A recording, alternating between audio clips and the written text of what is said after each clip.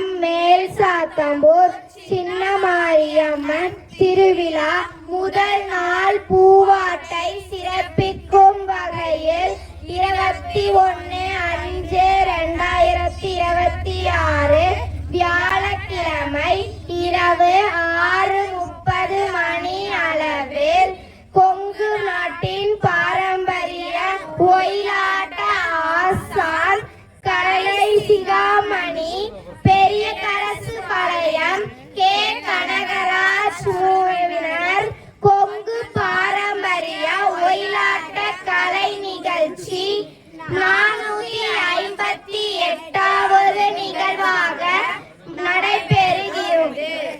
அனைவரையும் வருக வருக என வரவேற்கிறோம்.